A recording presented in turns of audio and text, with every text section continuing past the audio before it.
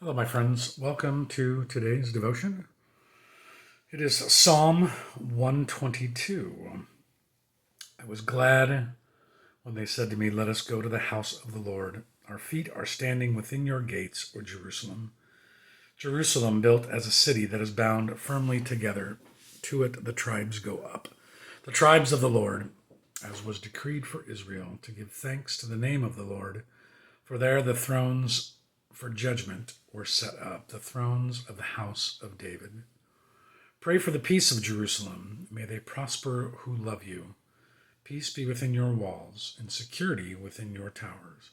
For the sake of my relatives and friends, I will say, peace be with you. For the sake of the house of the Lord our God, I will seek your good. So this is what is known as a song of ascent, and there are a series of them that we are in the midst of. It started with Psalm 120, and if I just peruse quickly through here, it goes well past 132 or 130, 132. All the way through 134. And so these songs of ascent are songs that were related to, or psalms that were related to the pilgrimages that people made to Jerusalem for the festivals that they were basically required by Jewish law to come to the temple. There was a couple of those every year. Not every festival was one that was required for them to be in Jerusalem. And imagine that many of the Jews did not live in Jerusalem or Judah.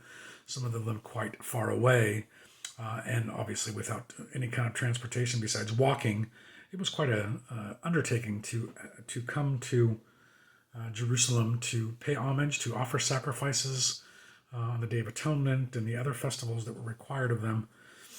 And so these psalms would have been songs that were sung on the way to, as they were heading towards Jerusalem, or even at the temple itself as they were walking up the steps into the city of Jerusalem, or into the temple itself, and going into the temple proper to offer their sacrifices. So there was a series of not ritualistic, but traditional songs that were sung by the Israelites as they were preparing themselves to worship. And in this one, as in most of these, you will sense that there is this great joy in coming in the presence of God and coming to his temple, coming to offer worship and offer sacrifices and sing songs and enjoy fellowship and the things that we enjoy in church as well. And isn't it true of probably all of us that we will feel the same way when it's time for us to return to worship inside our very own sanctuaries?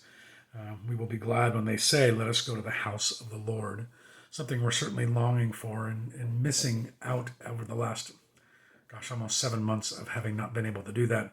I'm sure we all long for that as well. But as I've said a number of times in sermons and in devotions, our worship is a lot different than it was for the people of Israel, and the presence of God is a lot different for us than it was for the people of Israel as well. They worshipped by sacrifice, as well as some of the things that we're familiar with, but the presence of God was only in the temple, whereas we, because of the Holy Spirit, have God present with us at all times. And worship for us can be just anywhere. It's the way we respond to God's grace and how we live our lives, and thankfulness and gratitude and all those things. And so worship is very much a regular part of our life, or at least it should be. But one of the things that is a part of this psalm is that towards the end, praying for peace in verse 6 and in verse 8, the refrain of "peace be with you," something that we use in the Lutheran tradition, and also something that was very common in Judaism and Jewish religious traditions, as still is today. And it's a word they use that is different than just what we think the connotation of peace is. It's that word shalom. And it is not just the absence of violence or the absence of conflict in our lives. Peace has a much deeper meaning than that. And basically, to sum it up, it is: are you in right standing with God? Are you good with God? Is God good with you? And it's a different kind of peace. It's something that would happen when they were in the temple, as they were offering sacrifices and worshiping God. They would feel that sense of peace, as if all was right in their world with regard to their relationship with God. And so shalom is it's a very powerful word, and it has maybe perhaps a different meaning for us because we're not Jewish, because we don't live in that tradition, and because of the way our relationship with God is so much different because of what Jesus did, that peace is always there for us. They probably didn't feel much of that same shalom unless they were worshiping or in the temple or offering sacrifices because of uncleanliness, ritual impurities, because of sin and rule breaking and so many regulations that they felt like they had to follow, excuse me, in order to get God to love them. Whereas we have that perfect love of God, not because of anything that we do or don't do, but because of what Christ has done for us. So the peace that we have, the shalom that we have from God, is quite different because of what Christ has done. And it is, again, being aware of that, being more aware of that in our lives, that becomes much more functional and much more profound in our lives, to realize that we can't do anything more or less that will make God love us more, that would please him more, or he would be more displeased with us because of what Christ has done. And the rightness in our relationship with him, our righteousness, if you will, is imparted to us because of what Christ did, not because of anything that we, again, could or could not do.